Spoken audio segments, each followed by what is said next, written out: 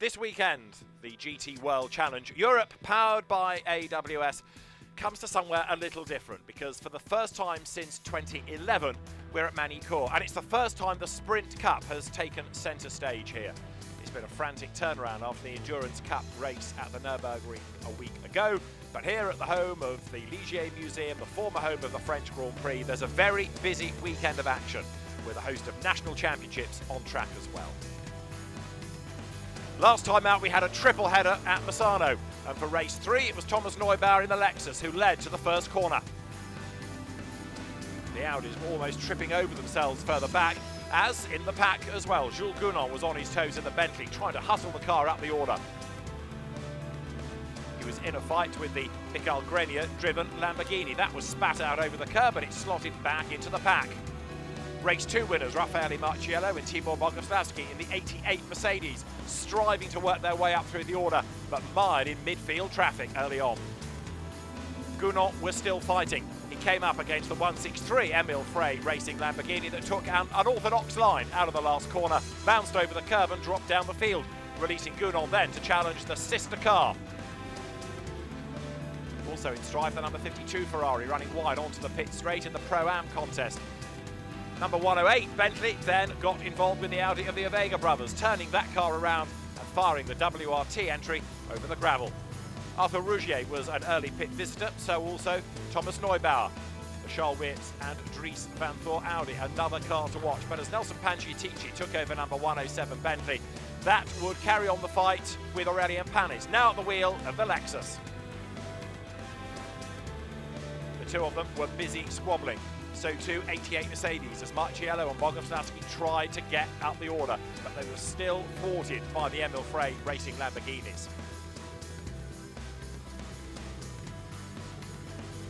Number 31 Audi was another car looking to gain ground, but big drama for Panciatici. The back of the Bentley stepped out, off he went, and he took Panis in the Lexus off with him. That brought out the safety car. On the restart, it was the Charles Weert Dries Van Thor Audi that led away and would hang on just to take the win ahead of the Arthur Rougier and Christopher Haase Audi, the Attempto Audi in third place, the best of the rest being 4th and 6th for Mercedes. That meant 2 wins out of 3 races at Misano for Dries Van Thor and Charles Weert in the opening Sprint Cup round of GT World Challenge Europe.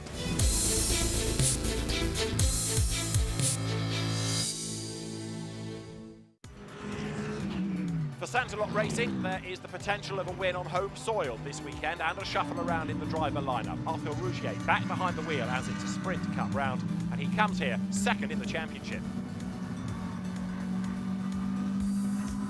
For sure, I'm really looking forward to this race. It's an home race for me, and it's a home race for the team too. And yeah, we're gonna try to get the momentum we have in Misano and maybe do even better. Let's see. Raced quite a bit in this track in Formula 4 and last year in GT4, but it's new with the GT3 and it's quite a bit different. It's quicker for sure. There is good overtaking opportunities, so maybe in Adelaide, the turn 5, maybe the best one, but there is a couple of other places where it may be more surprising for the others and you can overtake too, so let's see. Charles Weert gets better and better every time out. It's only his 2nd season racing at this level, and he took 2 wins in those 3 races at Misano, partnered by Dries Van Thor, and he's looking good for more success this weekend. I think our car is pretty strong, especially on the sprint race. Dries is also really strong, so hopefully we can just keep the pace we had in Misano here in MAGNY-COURS and try to get as much as points as possible. Jules Gounon has had a good season thus far in terms of pace, and this is the first time we've seen the Bentley Continental GT3 at MAGNY-COURS. So, bridesmaid all too often this year, can he be on the top step this weekend? So yeah, this year has been strong. We have been P2 in Imola with K-Pax in quali, P2 in Misano, P2 in Nürburgring. So I hope maybe we can step one position for quali and put a strong race together. It's important for the team as a French team, and it's important for me also in MAGNY-COURS to try to do well. Albert Costa has raced here before, but after being in the wars at the very first corner of the last Endurance Cup race, he needs to make amends for Emil Frey Racing this weekend. You know, I've been here already, well, 10 years ago and 11 years ago, 2009, where I won double race and double pole position, and in World Series I was in the first row, and then I finished P5 in the second race. So it's great memories. Hopefully I can do a nice result for me and for the team, and I will do my best. Aurélien Panis behind the wheel of the Lexus knows this car has got lots of potential, but it hasn't had the results thus far this year. It's difficult for sure for us in race. We have a lot of difficulties to finish the race. Unfortunately, we have some bad luck also, so this is a shame. For sure, the car is really competitive. We are really happy with that. The pace is really good. Thomas did an amazing job in Misano, and with team in endurance, we are also quite fast. But now we have to finish and to score points. Don't forget the Silver Cup either. It's jointly led by Stephen Palette and Simon Gachet, and Stephen Palette looking for more points on home soil. So happy about the beginning of the season, because you know, with Simon and the team we didn't know no testing at all before the first meeting, and for sure it's hard for everybody, and finally it's good weekend with 2 victories and 1 third place, and we're currently leading, and so happy about that. Yeah, we will see now. Second in the Silver Cup, Ezequiel Perez Compact. This year, he is player manager of Mad Panda Motorsport. He races as well as being the team principal, and he's enjoying the challenge of night racing as well this year. It was quite nice to try it at night. It's never, you know, you never get a chance to try a new circuit at night, and was quite a nice experience. It's a really fast track. It's going to be a lot of, let's say, tight racing, but yeah, it's going to be fun to watch for sure. I think we have a good car. Yesterday we were doing good times, and yeah, it feels really nice. So yeah, we have a strong package.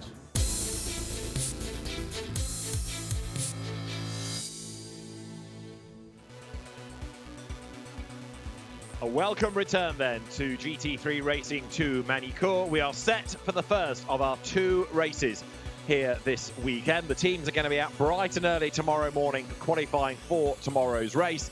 They qualified for this mid-afternoon in the sunshine, and now we are set to go racing on a very dark circuit indeed. David Addison and John Watson looking forward to what could really be a great leveler, John. Not many of the drivers on this grid have raced here before, and any reference points they thought they had from qualifying have just disappeared into the darkness. But let's recap the grid. Lukas Stolz starts on pole position.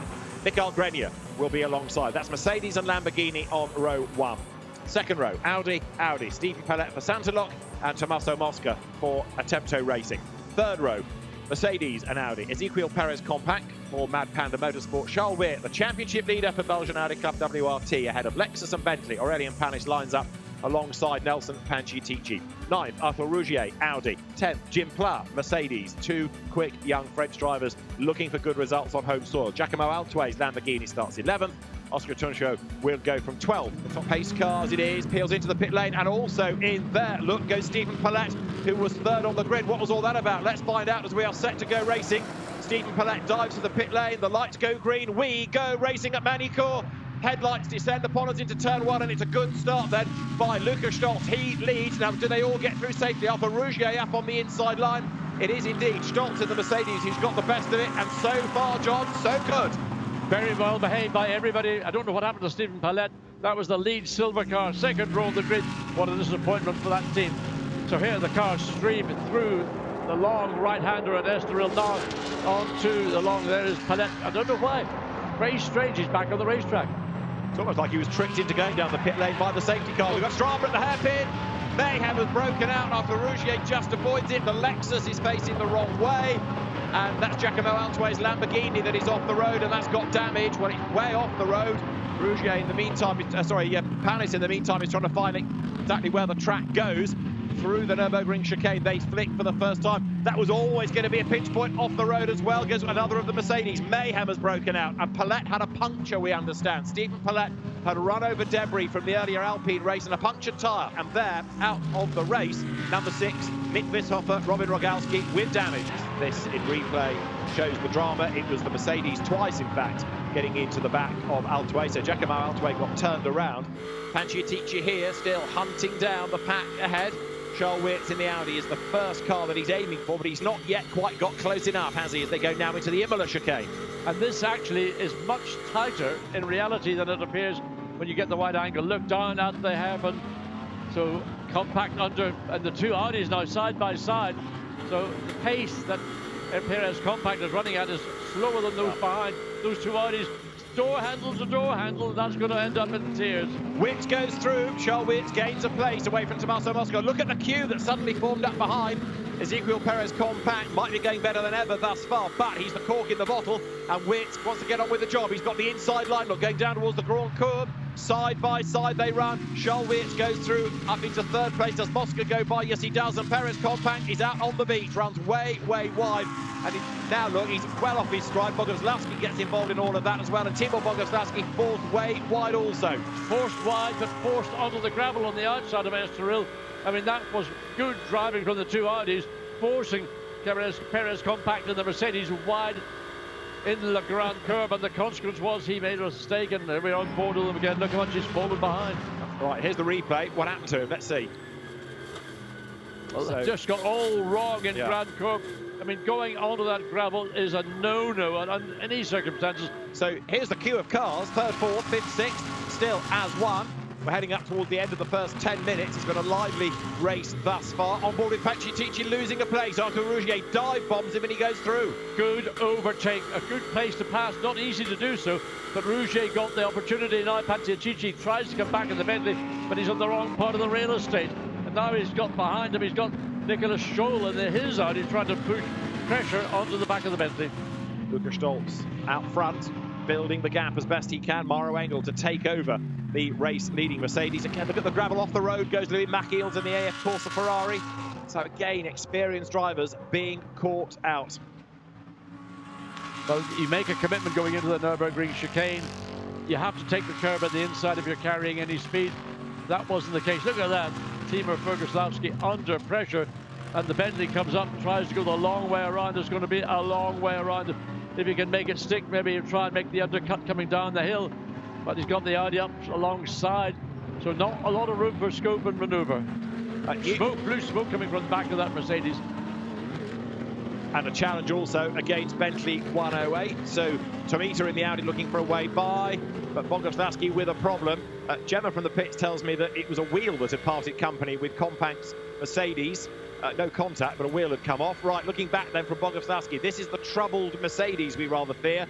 10th he is, not now making progress, and he's got Chevalier crawling all over the back of it. Yeah, certainly coming down into that final chicane. It looked to me as if there was a wisp of blue smoke coming from the back of the car. Whether, there it is again. Now, whether that's a tyre, it looks like the left front tyre either has come into contact with the bodywork or is slowly deflating. Whatever it is, that's going to be a pit stop for Boguslavski, from what I can see right now. I would fear that it's going to go pop any moment, the heavier he brakes. So Boguslavski with smoke pouring off that left front corner, coming under attack. Whoops, almost drama there. Look, as Louis Macchiels oh so nearly gets into the back of Jim Clark. Right now, just surviving your stint seems to be crucial. Well, settling in, there you can see Boguslavski's Mercedes. Now the smoke appears to have stopped pouring from that left front, but there are tyres being prepared in case it is a quick in and out before the pit stop window opens. Chris Froggatt coming up then through the chicane, the Sky Tempesta Racing entry. And you can see the battle going on ahead because you've got Louis Macchiels there with the recovering Stephen Palette crawling all over the back of him. Palette up into 16th place in the Audi, throws gravel into Froggatt's face, gets up round the outside. Macchiels is off the road and he spins. And is he going to take the Audi with him? Yes, he is.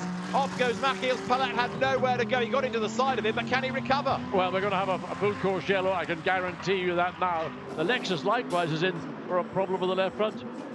So again, you run over the gravel or shards of debris, and there's something not sitting properly. So you've got bodywork missing as well. Well, it got rotated and Adelaide happened on the opening lap anyway. So it may be a consequence of that. And here's the replay. Macchiels goes wide, John. Catches the gravel on the outside of the corner. Around he goes, or he doesn't even go around. It's only after the contact. And in the process takes the Audi with him. So can he get that thing out of there or not? Certainly the gravel. There it is again. So Ferrari stuck. Audi did rejoin. Yeah, he got it. Meckiel's got on the gravel on the outside of double curb, and then of course came back on. And now full course yellow. And the two Audis side by side, trying to work out which was Charles Vance or Tommaso Mosca, who would be in third place. It is Charles Vance on timing and scoring as they came across the start-finish line. So we're going to get about 2 racing laps in before the pit window opens. Lukas Stolz is the man in charge in the Mercedes. They can't start overtaking until they get to the timing line, but look at the concertina effect. Charles Weert in the Audi on his toes. Here we go, out of the chicane, racing again. Green flags fly. Lukas Stolz on the loud pedal, tries now to break away. Second is Mikael Grenier. Third as they dive into turn 1 is Charles Weert. And again now with everybody bunched up, especially in a night race like this, safety cars can breed safety cars. Everybody's managed to get through drawn curb without running wide, either on the inside or the outside. Back through Estoril, now onto this long back straight leads down to the Adelaide Heaven.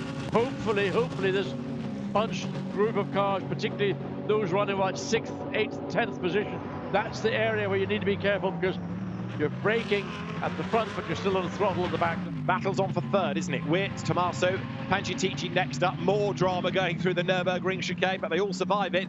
But right now, look, Charles Weert, he's having to go defensive because Tommaso Mosca, graduate of Carrera Capitalia, looking really promising here, stepping up to GT3 racing at this level for the first time. He's crawling all over the back of the double winner from Misano.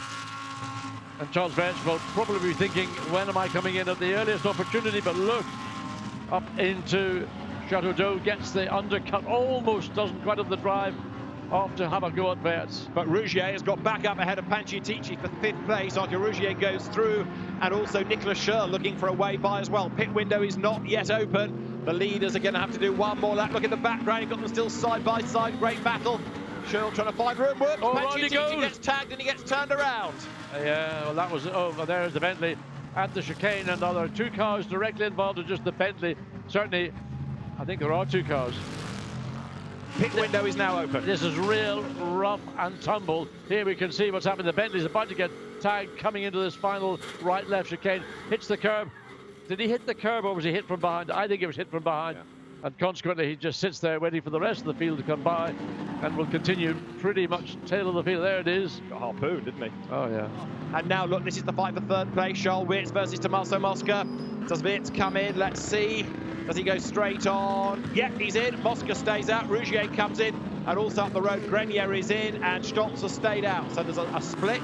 Not everybody coming in, because really you don't want to be in a too crowded pit lane. If you've got a team running multiple cars, keep some out a bit longer. Very much the case. So no reason for Lukas Stolz to come in. He's just driving away from the rest of the field. He had a 4.3 second advantage initially. That, of course, was exaggerated by the pace at which Grenier would have been coming into the pit lane. So advantage Stolz, advantage HRT, advantage Mercedes. Great pit stop, and these are for the overall teams. Natural pit stops, as quick as you can. Pro-Ams have to do them to a minimum of 53 seconds. Van Thor gets away, but he shouldn't have done, because there was a car coming down the pit lane, so he had to stop, and he will have lost places as a result of that. Yeah, he was almost given the go sign. Then the engineer said, no, stop. So that lost momentum for Dries Van Thor. He'll make it up again, make no mistake. But it's just, you're all set to go, and you're then delayed. So the order will shuffle over the next few laps. Norbert Siedler has taken over the second-placed Lamborghini. There, good to go, number 20, Mercedes, which is now in the hands of Dominic Baumann. That's going to be quick. Yes, Dominic Baumann is very rapid. Baumann is back behind the wheel of that 20 Mercedes. So the top 4, 5, 6, 7 yet to make a pit stop.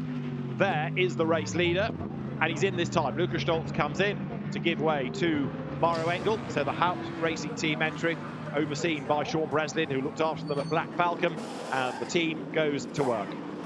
This is just a routine entry, refuel, not even refueling, just wheels, tyres, driver change, and on they go. So just do it as you do it always. Don't try and rush it. You've got a small advantage over, currently would be the Attempter Racing Audi of Tommaso Mosca. Good look at that. Yeah. How perfect can it be? Absolutely. So that should keep Engel in the lead of the race. And somebody's off in the gravel and into the tyres, and is that up at near, I think that might be up near the Imola chicane. See tail lights and headlights, but I can't make out the car. It's a Bentley, isn't it? It's 107 Bentley, I think. Jules Gounod, I fear, Well, what has Jules gone and done? It's turn one. Well, where's this coming into Oh, wow, it's gone way on turn one into he the didn't barrier even there. turn. The car didn't even turn. Could that be another puncture? Could be a right front puncture, whatever it was. He went off pretty high speed. And their CMR team is confident. They've worked so hard to get 108 sorted. And there's Jules Gounon assessing the damage. Meantime, back in this Audi fight, Van Thor is losing touch, isn't he now? Yeah, with absolutely. Seidler. What was 8/10 has gone to be an even greater margin. And looks like it's perhaps job done for Seidler. He stood his ground, he's fended them off, and now he's building the gap again. Absolutely, the gap has been over the last couple of laps extending. It's only by small fractions, but it's been extending. And he will know that from what he can see in his mirrors. He will know that he's pulled out maybe 6-8 car lengths over Dries Van Thor over those last couple or so laps. So Rudy, Kelvin van der Linde thinking about a move, but did he get it? Certainly he's flustered. Absolutely, almost got the side-by-side on the run out of Chateau down the hill, door handle to door handle. Kelvin van der Linde on the inside as they come down into Lycée. Well, will he overrun? Yes, he will. He has overrun.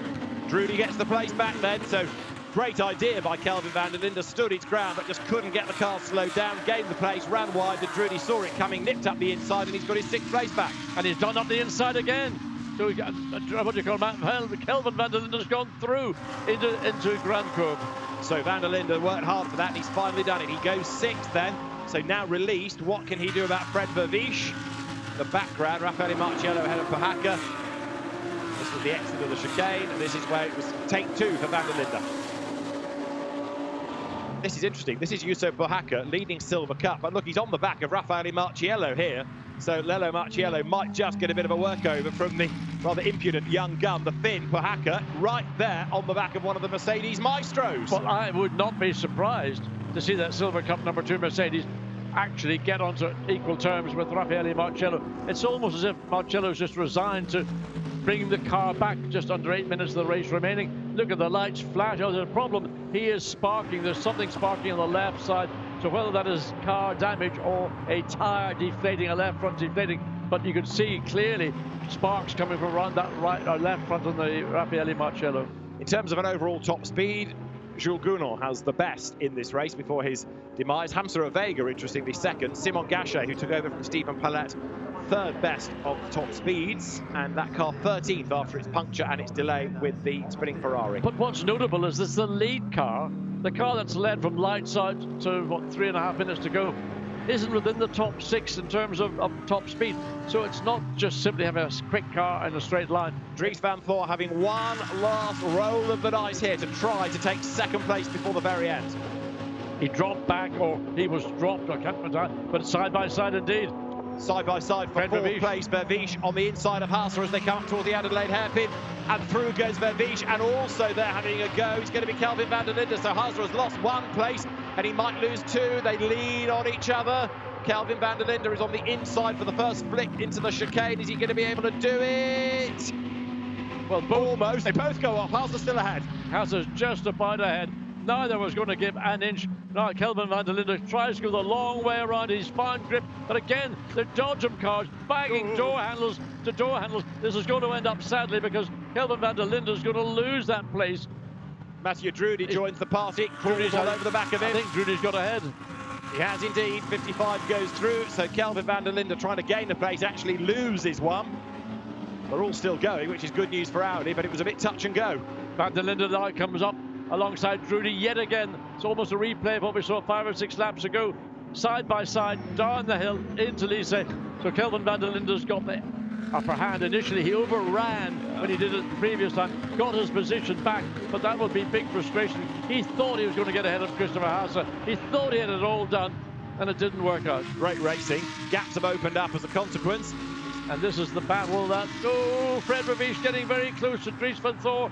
Could be wrong-footed on the outside. The Lamborghini goes through side by side. How did Verviche get away with that? Unbelievable. Well, he hasn't. He's been forced wide in the exit of Estoril. Last lap at MAGNY-COURS race 1. Drama in the dark. Van Thor back up into 3rd place. Verviche down to 4th. They were side by side. Fred Vervisch has not given up, and nor has Dries van Voor given up in his quest to try to unsettle Norbert Siedler for second place. Lamborghini, Audi in that train of cars coming off the hairpin. Siedler still second, and Dries van Voor repels the challenge of Vervisch. Great racing. It took a load of courage for Fred Vervisch to go the long way around on the outside of Dries van Voor. So it's going to be a dominant display by HRT. The Mercedes clearing the lead by over 11 seconds. Here it comes.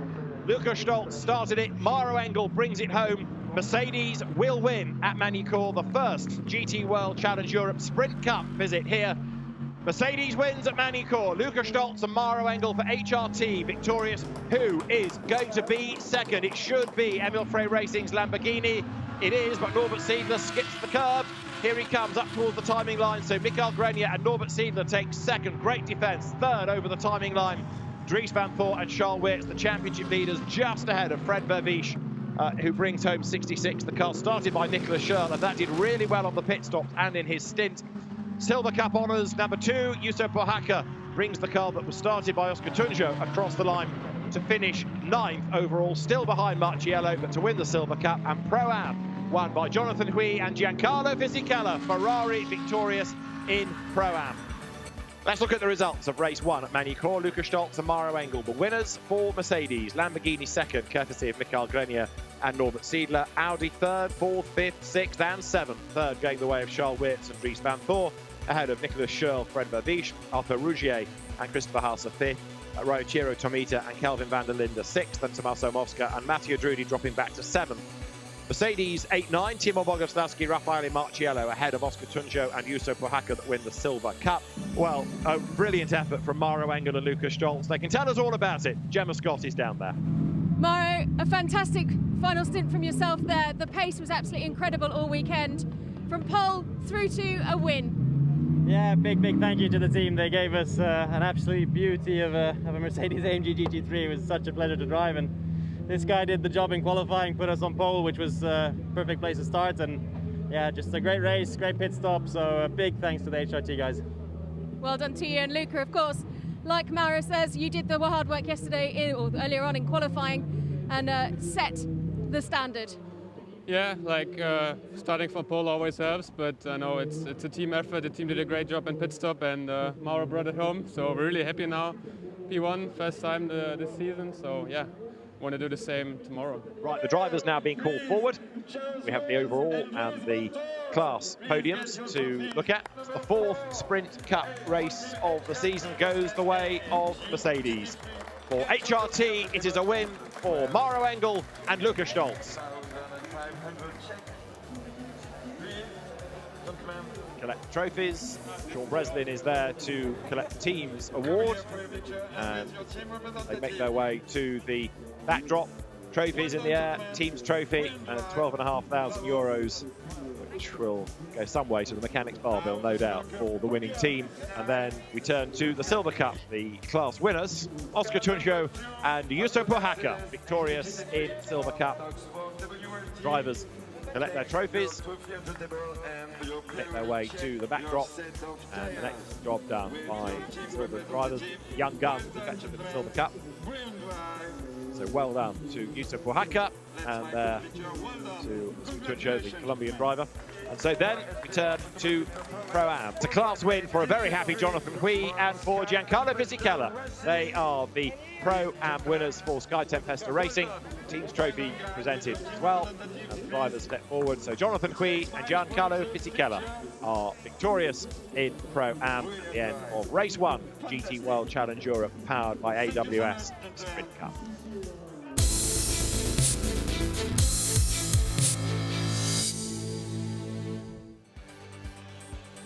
A different day, different conditions then, because we are set to go racing for the second time this weekend here at MAGNY-COURS. The sun is shining, temperatures are up, completely different style of race this is going to be based on the qualifying session we had right at the start of the day. 23 cars we have for the Sprint Cup second race of the weekend here, the second Sprint Cup event that we've had. Remember, you've got the Sprint and Endurance Cups as this overall championship.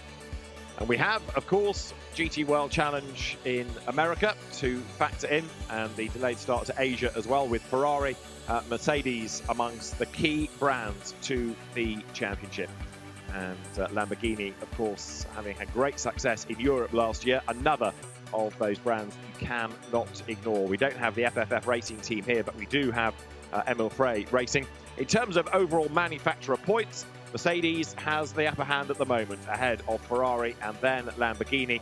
Let's just recap the grid then. Gachet and Marchiello start at the front. Audi and Mercedes. Row 2, Mercedes and Audi. Mauro Engel lines up alongside Christopher Hauser, the two German drivers going toe-to-toe.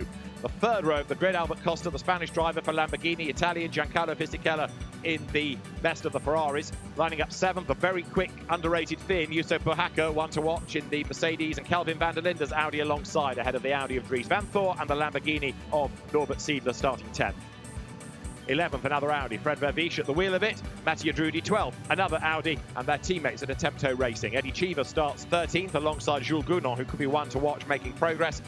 15th on the grid, the Zimbabwean driver Axel Jeffries for Mad Panda Motorsport alongside Thomas Neubauer in the Soul Lexus that had engine dramas last night. Andrea Bertolini's Ferrari starts 17th, and Dominic Baumann's Mercedes is 18th on the grid.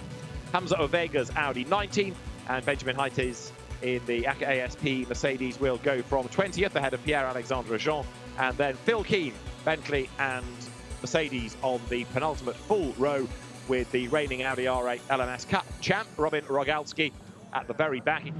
So out of the chicane they will come up towards the timing line. Pace car peels in. Look at Mauro Engel on his toes. Now, he shouldn't be doing that, I don't think. They're meant to stay one behind the other, but he's got the inside line ready to go. The lights change. We go racing on the outside line. Marchiello has a look to try to get the lead. Haase comes up on the outside of Engel as they go round the Grand Courbe. One of the Audis run wide. There's a spinner in the pack, which I fear might be Jules Gounon, who has gone around already. There is drama at turn 1. It is Gounon. The Lexus is off the road as well. There's cars with damage. There's debris on the road. It has all kicked off.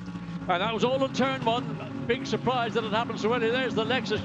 Look at the, the Mercedes. Mercedes damage to the left rear. Look, who was that? Went across the grass on the inside, coming up the straight, going through Gulf Corner, down into Adelaide for the first time.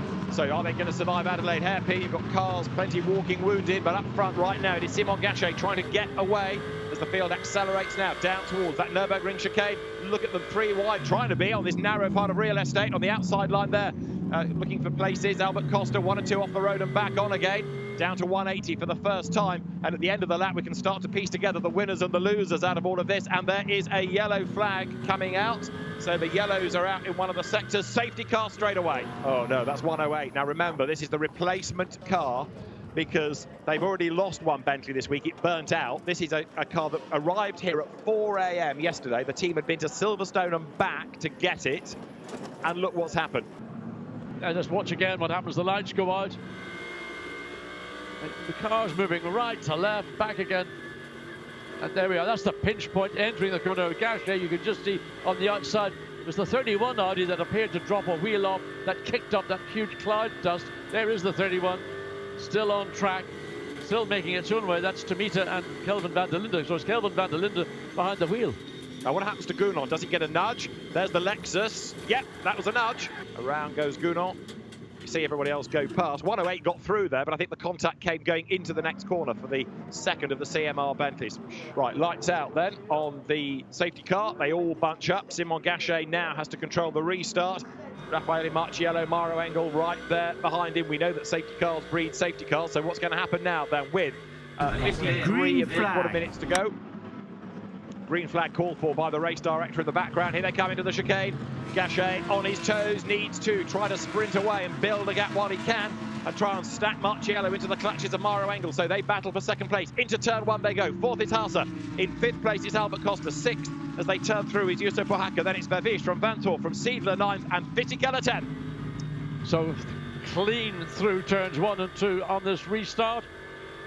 As the cars make their way through the exit, you can see the lean, the G-forces building up towards the exit of Estoril. Now down this long straight, the kink in the middle of the straight, and then once again hard on the anchors. Breaking there is the Mercedes, just made it out before the field restarted the race. So it's all but 1 lap down. Kelvin van der Linde on his toes as well, trying to gain places. More contact. The Mad Panda Mercedes getting a bit toey as well. Axel Jeffries up and down the order. Formation lap, no further action, no penalties. Right, there you go. That's confirmation that the formation lap was all round good. and round. There's tagged. Surely a Mercedes was tagged. It is off into the barrier on the right. And it just saw it was hit by one of the Audis. Couldn't see which car it was he hit, but the car gone off at Nürburgring chicane. Number 66, the Attempto car. That's Verviche that's off the road then. So Fred Verviche off the road, number 66, one of the two Attempto entries in the gravel. The dust is still settling. There's Verviche, right, on board with Albert Costa. I think the contact might be coming up right now. Well, there it is, clear as gin. Mercedes there, sandwiched between the two Ferraris, the Mad Panda car of Axel Jeffries, with the Tempesta cars of Fisichella ahead and Chiva behind. Behind Chiva is Andrea Bertolini. So you've got the silver car of the leading three in Pro-Am, all squabbling amongst themselves here as the cars wriggle their way through traffic. Van der Linde there, look, he's on the back of Norbert Siedler. Benjamin Heitie's Mercedes forced to get out of the way as the leaders come charging past him. Not a comfortable situation for the rookie to be in. No, it's not. And wherever you look, on one side of you and the other side of you and directly behind, moves up the inside. Can he consolidate? It's going to be tight going into the chicane. Somebody's going to have to concede, and the Lamborghini did have to get out of it. There was a rub, but Van der Linde has gone through. You saw more debris fly.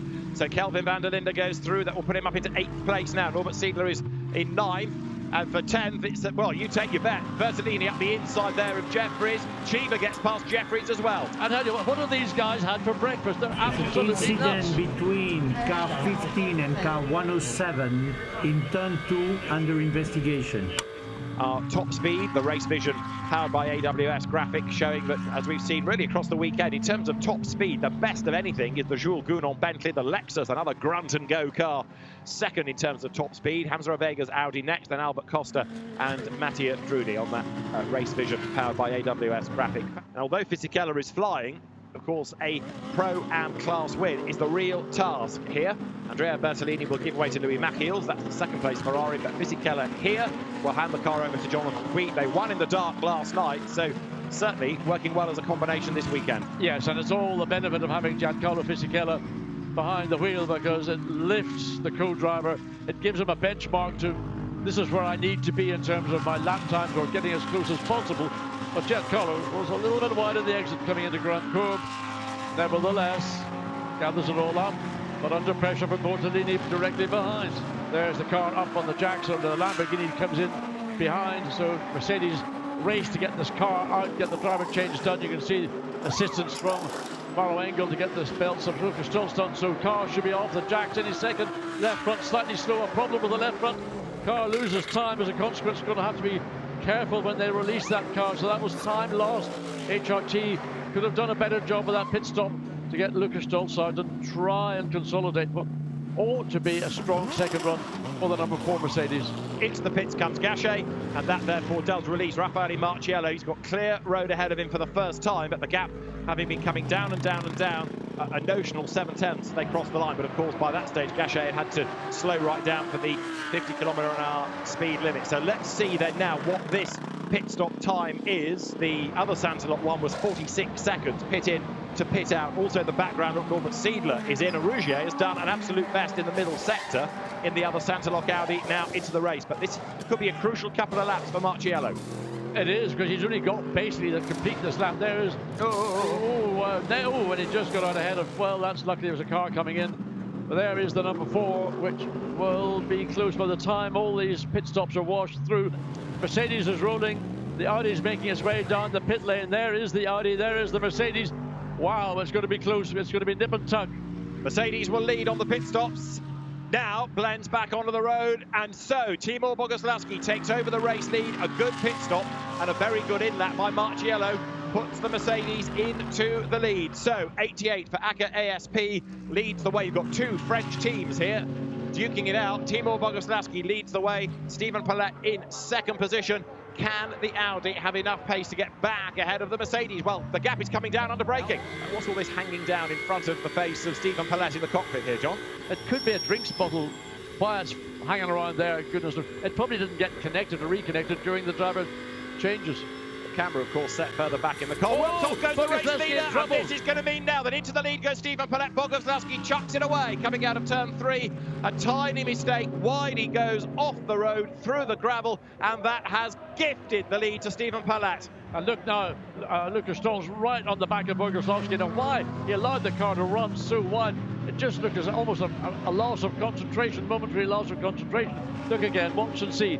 Here he comes. Everything looks fine at this point. Not too far out to the right in the middle of Estoril. Not a bad exit, but at this point just allows the whole car, in fact, not just the left side of the car, to drop off the racetrack.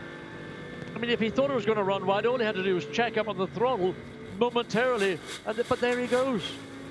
Easy from the commentary booth. Armchair quarterbacks all the time. Know every answer to every problem. This is how Stephen Palet saw it. Turns through the corner. Neubauer doesn't break away, just perhaps gets on the dust on the outside and slithers a touch wide. And the gap is down in the Pro-Am battle, isn't it? Jonathan Hui being caught a little maybe now by Chris Froggatt. The gap from 9/10 to half a second. Up to the Adelaide hairpin then. So right now, Chris Froggatt bringing down that gap. He and Eddie Cheever, of course, doing endurance as well as the sprint races this year. Louis Machiels, hugely experienced driver, multiple Pro-Am champion in Endurance Cup. Hustles on, but is he going to be able to get near enough to challenge for position? In a sense, he needs the two teammates to squabble, and they're unlikely to do that, really, because that would give the AF Corsa car an opportunity. They're all run out of the AF Corsa stable, but under different team brand names. So right now, the Sky Tempesta duo, 1 and 2. Nice view from the driver's position as they come into Imola. Switch from right to left, just balance the car and the steering, then hard on the brakes as you go through Chateau d'Eau at the top of the circuit, the highest point of this 4.4 kilometer MAGNY-COURS circuit. Then the drop down the hill all the way down to Nice, a big braking area, but difficult part of the racetrack to make a move unless you're square alongside the car. Oh, where's the Ferrari gone? Wow. Louis Machiels back on. Way off track coming through the exit of Imola chicane. That was a rough ride across the inside of the racetrack. So that, I'm afraid, spoils any chance of getting up with the Tempesta duo. And also, you saw Chris Froggatt attacking then. Now, this is what happened to Machiels, John. But he may have had a bit of an oversteer moment, and that's why the car got so far out onto the gravel on the outside. But look, climbing over the curbs at the inside, these two Sky cars. Yeah. There are the second and third Mercedes. Stolz now looking a little bit more vigorous in his efforts to try to get up the inside of Boguslavski. The checkered flag at the ready. Stephen Palet and Simon Gachet win in GT World Challenge Europe, powered by AWS Sprint Cup at MAGNY-COURS. Second will be Timur Boguslavski and Raffaele Marciello. Yesterday's winners, Lucas Stolz and Maro Engel third. Charles Wirtz and Dries van Tor come through for fourth. Fifth, Arthur Rougier and Christopher Haase. And sixth, Kelvin van der Linde and Raichiro Tomita. Delight at Santalot making up for the disappointments of yesterday. And as far as Pro-Am is concerned, it is still Jonathan Hui ahead there. Runs a little deep into the last couple of corners, but he gets away with it. Checkered flag at the ready. It's 2 out of 2 in Pro-Am for Jonathan Hui and Giancarlo Fisichella here at MAGNY-COURS. Race 2 at MAGNY-COURS, won by Stephen Palet and Simon Gachet from Timur Boguslavski and Raffaele Marciello. Lucas Stolz and Maro Engel third. Fourth to Charles Wirtz and Dries van Tor ahead of Arthur Rougier and Christopher Haase, with Raichiro Tomita and Kelvin van der Linde in sixth. So let's hear from our winners, Stephen Palet and Simon Gachet with Jam. The start there for you, the first part of the race was absolutely perfect, really, when it comes to a textbook. Yeah, I did honestly a good start. I take 1 or 2 seconds in front of Raffaele and me, and after I managed the gap. And he finished perfectly the job, so I'm very happy to be here at MAGNY-COURS at home for a French team and a French lineup. Absolutely, a home race for you guys. It's a wonderful result. And Stephen, I have to say, after that pit stop there, you came out in second place and you were gifted back the lead, which really helped, but then you were able to just keep the pace and push. Yeah, for sure. Pit stop was a bit complicated. To Simon, it's just perfect, but I don't know why. I pushed like crazy. I know well the track, but we lost 1 position. At the beginning, it looked so hard to overtake. I tried directly, but it's a bit hot. Finally, and overtook him, and after, just I pushed, but it's crazy. We are a bit easy, and I have no word for that. Victory at MAGNY-COURS in race 2 of GT World Challenge Europe, powered by AWS Sprint Cup. For Santalot Racing, Stephen Palet and Simon Gachet. second win of the season, a second win of the weekend for Jonathan Hui and Giancarlo Fisichella, winners of Pro-Am at MAGNY-COURS. But Jonathan Hui brings the team rep, Marta Ferrari's AF Corsa squad, celebrating a win, and Jonathan Hui very happy indeed.